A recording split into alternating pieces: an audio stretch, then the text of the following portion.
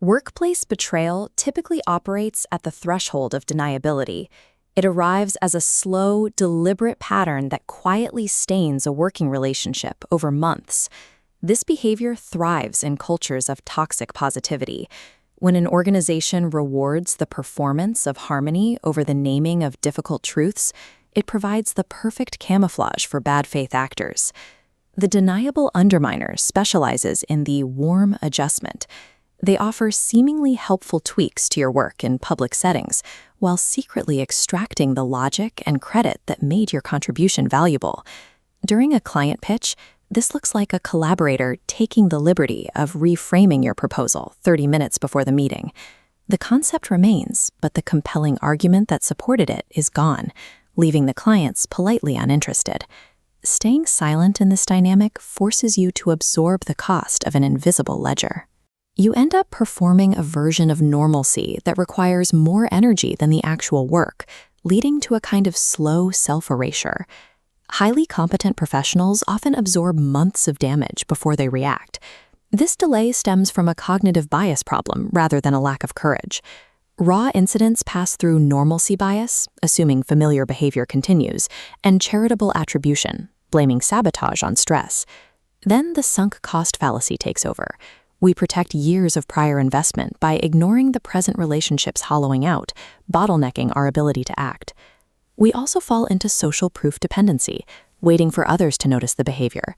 But because the harm is specifically calibrated to be invisible to outside observers, that external validation never arrives. Breaking this cycle requires moving past emotional reactivity. You have to pivot to cold clinical observation to see the pattern for what it actually is. After 11 years of highly calibrated collaboration, the author realized their partnership had reorganized itself around a pattern of silent sabotage. When gentle conversational approaches were repeatedly deflected, they stopped hoping for a natural resolution. They realized that in a professional environment, feelings are dismissible, but a factual record is not. To build a case that could withstand an HR audit, they adopted a 6-field system.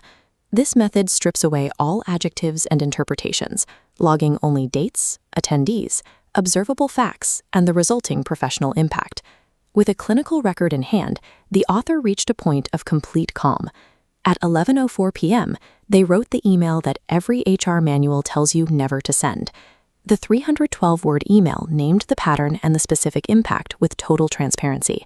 It contained no question marks and no hedging language, leaving the recipient no room for a face-saving alternative interpretation. The document was an absolute victory of technical accuracy.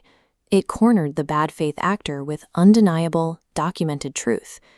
A read receipt triggered the next morning at 7:43 a.m. Then the response arrived: total, permanent silence.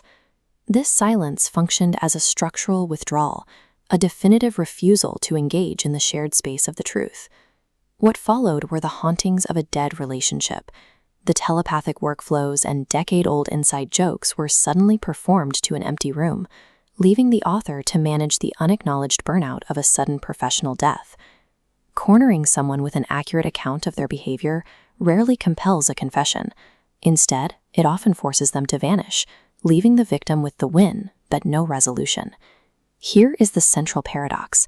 The author was completely right about the betrayal, yet the confrontation was a strategic failure. It was the error of a surgeon who makes a precise cut to remove a disease, but fails to consider whether the patient survives. Correctness functions as a condition rather than an argument. It does not automatically generate the outcome you want, or force the other person to engage with your facts. Most professionals train for accuracy, the ability to diagnose a problem, while ignoring effectiveness, which is the ability to navigate the aftermath. Technical accuracy without a strategic architecture is a communication failure. It identifies the truth, but fails to build a bridge back to a functional working environment. Strategic discipline requires a pre-mortem. Before acting, you must select a specific route: repair, formal record, confrontation, or withdrawal. Failure occurs when we conflate these objectives. You cannot hope for a repair while using the uncompromising tools of a confrontation. Effective strategy means communicating in a way that leaves a door open, even if you are certain the other person has no intention of walking through it. While you can't force a bad faith actor to acknowledge the truth, you can control the architecture of your response to ensure your own professional standing remains intact. Accuracy identifies the problem, but strategy decides the future. This makes being right the beginning of a question rather than the end of one. The real test is answering what you want to happen next before you ever press send.